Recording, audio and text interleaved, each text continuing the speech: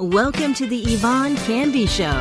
Motivational, inspirational, and just plain fun. Where celebrities check in and you can check out what's fresh in entertainment, business, health, finance, and more. It's all about your lifestyle. Here's your host, Yvonne Candy.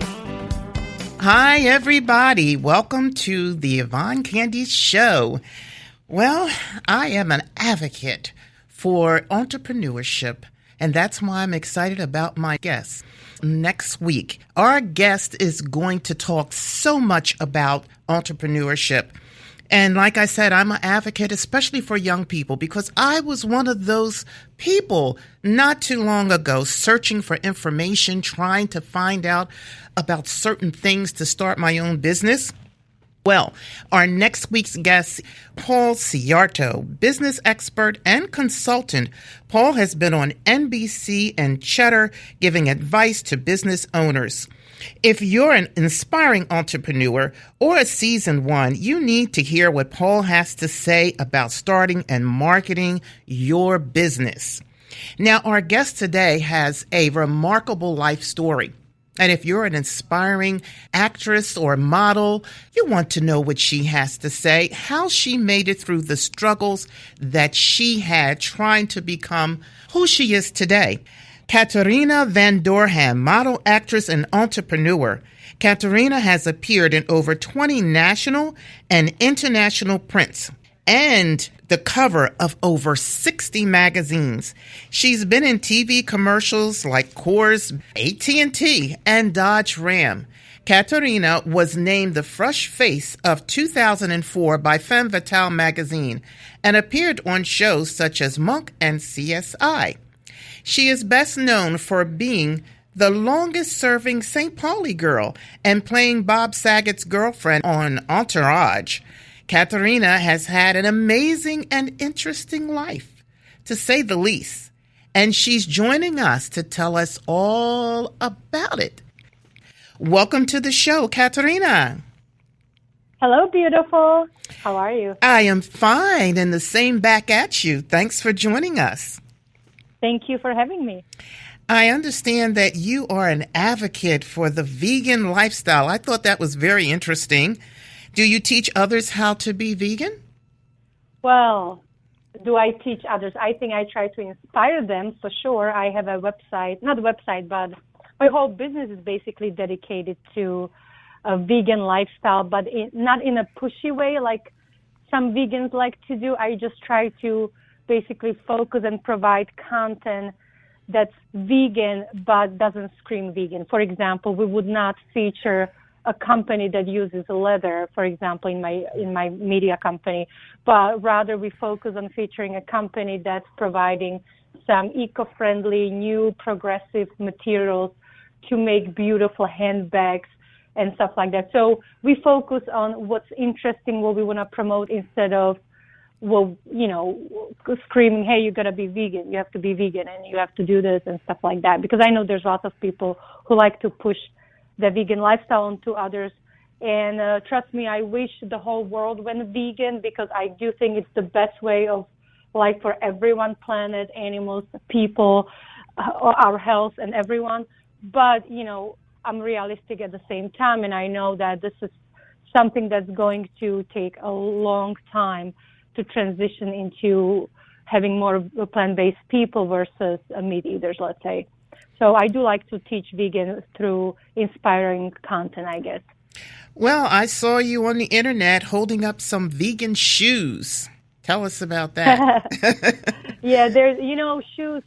When people say vegan, vegan means you do your best trying to eliminate animal products from your lifestyle, because the society is not there 100% yet. We still don't have everything available in a vegan, plant-based, cruelty-free form. So you can only do your best, because many people like to attack vegans. Well, I'm sure you're not 100%. Nobody is. I'm sure your detergent is tested on animals. I'm sure your car seats are leather and stuff like that.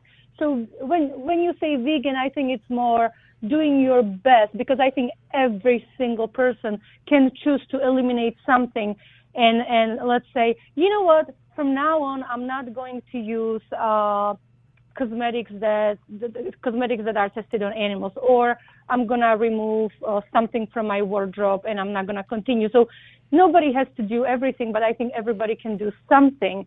And shoes are one of those items in fashion where we still look for good vegan faux leather shoes. And there's some brands that are struggling, trying to come out with some nice shoes, and many of them go out of business. Some of them do decent, but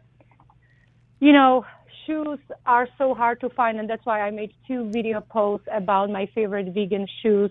I think that are very fashionable, and people can look for them and buy them. I don't get endorsed by these companies or anything, but it's one of those items that's still very difficult to find in all the fashion. For example, like the Gladiator boots that were in last year and 2 years ago, I couldn't find any in a faux leather style. So that's just something hard. So like I said, I think everybody can do something. Everybody can commit to making a small change in their lifestyle.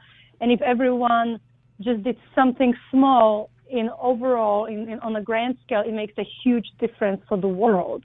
So I would highly encourage people and listeners to choose something that's dear to your heart. Like, we all love animals. I don't think anybody in the right mind wants to hurt animals.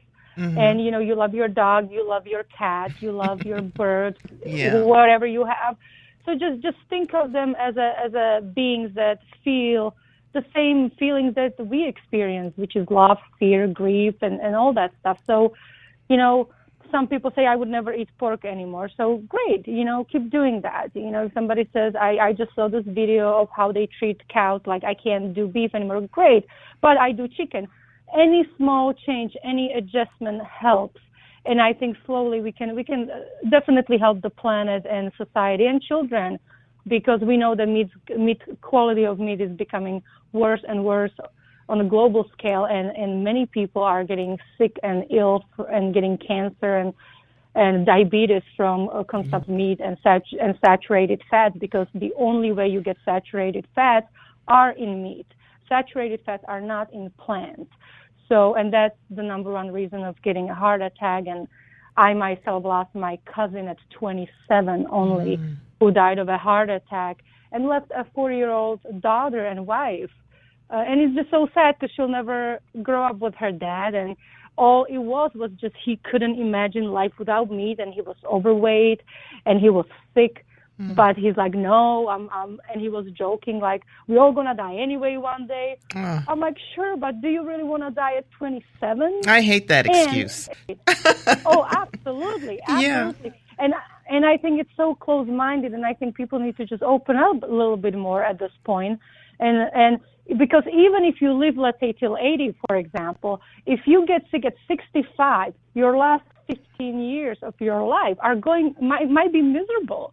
Who knows? Like, yeah, you might die later, but what's the quality of life that you are going to live for X amount of years? So I don't know. I think just veganism, if people can just open up to it and adjust their diet, do 50% vegetables and do 50% of whatever you want, and or maybe eliminate meat 3 times a week from your diet, or just do something. Everybody can do something, because it is a way better, healthier lifestyle overall. And me at 43, I'm 100% healthy, never had any issues, knock on the wood. And, it's just, I love feeling the way I'm feeling. I never get any acid reflux. I have no health issues. And it's because plants are filled with sunlight and chlorophyll and oxygen, and you are what you eat. So you become the energy of food you consume, compared to when you eat something that died and it's dead, and there's no energy anymore, just burned flesh or whatever. Well, you're taking it a step further by not wearing animal products. Any clothing, any shoes, anything. That's taking it a step further. Now, I'm doing vegetarian right now, but I'm sitting in the studio with my leather jacket on. You know what? I am freezing in here, but I'm sitting in here with my leather jacket on, and I'm saying I'm so glad I bought it, because they keep the air on, so I had to find something. Oh, to put on. I know those studios. I do. But you know what? It's okay. Like I said, I'm sure I have a couple of belts from like 15 years ago in my closet. Mm-hmm. You know, I'm not going to throw them away just because they're leather. You know, if the animal already died, like I might as well embrace what I have, but I would not buy a new one for sure. And, you know, if you are vegetarian, I wish everybody was at least a vegetarian. So you're doing a great job. Well, sometimes I would get these urges that I want something in some sort of meat product, but every time I think about it, it gives me the creeps because, like you said, you look at your animals, your dogs, your cat, your horses. I mean, I can't even imagine eating them. And they look like they're getting even smarter. I don't know. They are. Are they? Is it all in my mind? Because it looks like they're evolving. It's like, how did that animal do that? How did they know to do that? You know, it's like, wow. And you're eating that? I mean, in some countries, they eat these things. I'm saying, how do you eat? I mean, I've even seen cows, you know, act like they have affection and all of that. And I'm saying, oh, my God, you know, I can't even think about it. You know what? Evolution applies to everything and everyone. So just because we're humans doesn't mean we're the only species that evolve. Animals evolve too. Animals are becoming smarter. And I noticed that years ago when I was in Los Angeles, and I would see people who are very wealthy and they are rich, literally, and they have their dogs.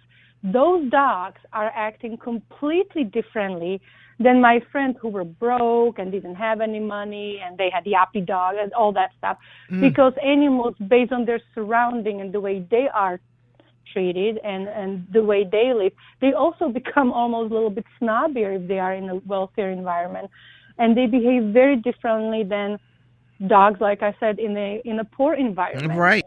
Yeah, because animals mimic what people do lots of times, and they do want to evolve, and they do evolve just on a different scale. But they do, and you're absolutely right about that. Well, at least I know that's not all in my mind because I could swear they're getting smarter.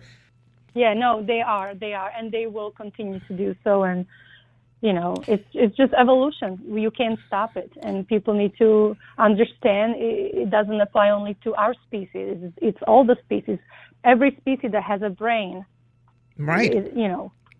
I wanted to have you on, especially because I thought that you had an inspiring story. And like I said before, I'm an advocate, especially for young people that want to get into the business.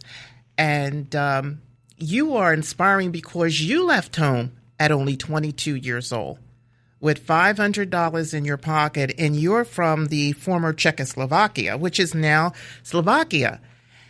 And I just wanted you to explain what was going on to make you travel continents at that early age. What were you thinking? You know, I have nothing but good memories of that time because I grew up during communism in a socialistic system in Czechoslovakia, and when I was 14 years old, the system failed, right? The Berlin Wall came down, and all of a sudden, the Eastern Europe opened up to the Western world. And it was such an exciting time for us because I was 14 years old when I started to go to high school. So, you know, pop culture, music, and all of a sudden the gates open up and all this Western merchandise and entertainment started flooding our countries in Eastern Europe. And it was just so exciting. Oh my gosh, I can't even tell you, like all these magazines and TV shows and everything was so colorful. And I had a great childhood growing up, so I can't complain because it was very simple, humble, you know, family values. It was beautiful. I can't say anything bad. But as you start growing up and you want more and you want to experience more, you know, obviously the Western culture comes into place a little better. And I was just so open-minded and I wanted to see the world, and America was always very fascinating to me. I love the 90s hip-hop music videos. It's like people can dance in America, you know. I was like, I want to dance like these people in music videos, you know, the MTV culture, right? Right. So I was just like it was just so amazing. And everybody who sang English, I guess I thought it was American back then, but you had British singers, you had German singers singing in English, but to me it was all America, right? Because I just loved the English speaking people. So at some point after I graduated, I finished a private business school, and I got a job, which was a pretty decent job for that time. And I worked for a French company in the marketing department for 4 years. But the company started to go under because the society wasn't still ready for a capitalistic way of thinking and making money. So it was a whole new shift in way of thinking. So the company wasn't succeeding and started failing. And I decided to move because I'm 22 years old. I worked for 4 years at this company. I'm bored, literally. I don't see any bright future because there's not much to grow, no room to grow. I mean, now what? To have children, I wasn't ready for that either. And, my boss, who was French, he helped me with some business visa and stuff like that to come to America. And I was one of a very, very few people of that generation who got to come to America because everybody wanted to leave after, communism went down and Berlin Wall and all that stuff. So everybody wanted to leave. All the young people wanted to go to America, and the government knew it. Everybody would get their visa denied. Somehow I got lucky, and I think because I also worked for a very good company at that time, I got the visa granted, and many people were so jealous of me because they said I keep trying for 5 years, and they couldn't leave the country. I mean, you could go to other European states, but you couldn't go to America, right? So I think that's why even till today in Hollywood, you don't see Slovaks. Right. People from Slovakia who are living here. I mean, they come and visit, but you don't have anyone established or successful in the entertainment industry because there were just no people allowed to come here, and I got lucky, and I'm here, and I've been here for 20 years now. I never noticed so I'm very that. Grateful. I never noticed that there weren't a lot of Slovakia people here, so I didn't notice that. But I do remember when the wall came down and all that stuff, and we don't realize how good we have it here in America. I think we really take America for granted. Yes, but I don't blame you. I don't blame you guys because how would you know if you never lived anywhere else, I know, right? Like it's unfair to expect that from you. Yeah, that's true too. That's true, very true. But I was reading where the former Czechoslovakia, which I assume is still landlocked, that is really strange. And if anybody don't know what landlocked is you can't go in and out. I mean, you're surrounded by these other countries. It's like having a house with a driveway, but there's a house in front of the driveway. So what do? Go through the house, and you just can't get out or off your land. Tell me, how did that affect the political climate there? And how did you get in and out of Slovakia? I'm not sure if I don't know where you got this information, but basically, even during communism, we were able to leave the country, go through the border to other countries, mostly Eastern European countries. And once, after the Berlin Wall, we kind of got rid of the borders, and now we're part of the European Union. So Slovakia is considered the first world country, and you can go anywhere. You don't even need a passport as long as it's within the European Union countries. So I never felt like trapped, like, for example, people in Berlin, when Berlin was divided to East and West, and they had this humongous wall built in between those two parts, and people couldn't cross it and get to the other side. We didn't have anything like that. Even during the World War II, I was lucky because Czechoslovakia was a satellite state, and it was between Germany and USSR. So we were kind of in the middle, and Germans wanted to take over the country, and then Russians wanted to take over us, and we were just kind of like stuck in the middle, but very neutral. We were a neutral state. We didn't belong to Russia, we didn't belong to Germany, and they were just fighting over all those countries there. Well, that was probably during the time of communism is what I'm probably talking about. And I did see like Berlin and all of those other countries were around Czechoslovakia. So even though it was communism at that time, I think you probably did have some difficulty or restrictions. And like you said, after the wall came down, those restrictions went away and things were much easier. I was born in the 70s, so I think there was, I was very young, so I didn't feel any of it. And I think lots of information on the internet is also incorrect because for some reason till today people think we're Russians, we're part of Russia, we've never been. Right. They think we're a former USSR, we've never been. Because there's so many details that I think they don't teach people in the States, about the actual history that then people are misinformed. And, sometimes they want you to be misinformed. It's a propaganda, right? But not to get too political, me growing up in that system, which based everything on the value of the family and children, because the system believed that children are our future, and if we don't take care of them, don't give them proper health care, clean food, and proper education, when they grow up, they will not be able to make decisions about us when we are old, our generation, and our pension and stuff like that. So the emphasis, no matter what people might think of communism, the emphasis was always on the family unit, and that was the core of the society, and the kids came first, education, health, and clean food, and everything else was secondary. The only thing, nobody could have more because there was no private sector.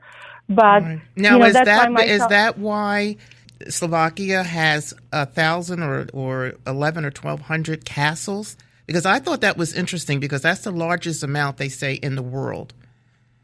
It's the largest amount of castles per population. So I think per every 100th person, there's a castle or ruins or something like that. Czechoslovakia is still fairly small. I know it's no longer Czechoslovakia, but I grew up in it, and I was born when it was Czechoslovakia. Right. So I still consider myself Czechoslovak. And I still say Czechoslovakia. I can't get used to saying Slovakia neither. So and now they renamed Czech Republic to Czechia. So now it's called again something different. Oh my goodness. Czechia and Slovakia. So anyhow, we're going back thousands of years ago, and because the whole Europe is so old, and the medieval times. Where we had just so many kings and queens and all these rulers before even America was discovered pretty much. So we had these castles built in anywhere from the 6th century, 9th century, 10th century, 11th century. I mean, we go way back. So I think that the region. I guess that's what people used to do. Now we build homes and mansions. People who had money built castles. I wanted to talk about your docu-series that you created in 2016, 90s Girl. Tell us a little bit about that. So the 90s Girl, everybody started making their own docu-series and digital content, and I always felt like people, you feel misunderstood. I mean, I think many people in life, they feel misunderstood. And me being a foreigner in America, there's not too many people that can relate to me. So to tell my story a little bit to those who care, I decided to shoot a docu-series called The 90s Girl. It's because the 90s were so exciting for me, and that's when I came to America. So I wanted to kind of show people what I came from, how I grew up, and then how I'm following my American dream here now, and how I'm making my dreams come true, how I'm building my brand, how I work on Viva Glam and my other companies. So it's more like a documenting of my life, obviously promote myself a lot and just get my thoughts out there, what I believe in, and contribute my few cents to making this world a better place. I'd like to know your web address for the audience because we want to know how we can find out more about what you're doing. I wanted to talk actually about the new movie that you did, and I don't know how new this is. Maybe you can tell us. Unbelievable, featuring 42 Star Trek actors, including is it Nichelle Nichols? Nichelle Nichols. Yeah, Tim Ross. Snoop Dogg. Snoop Dogg. Yeah, that had to be exciting. Yep. So we've run out of time, and I wanted to really talk about that, but we can find out more about Katarina at her website. Can you give that to us? Yes, my website is KatarinaVanDerham.com, VivaGlamourMagazine.com. But really, if you just Google my name, it will take you to all the links, whether it's my IMDb to the movie Unbelievable, whether it's my Viva Glam magazine. You'll see a ton of content. So just Katarina Van Derham, and you'll get all the info if you just Google it. It's probably the easiest. Thank you so much for being on this show. I enjoyed your story. I know. Sorry, I talk so much. That's okay, but they can visit your website and they can get more information. Thank you so much. No, thank you. Thank you. All the best. Thank you guys for joining us. And you know my motto, live the life you deserve.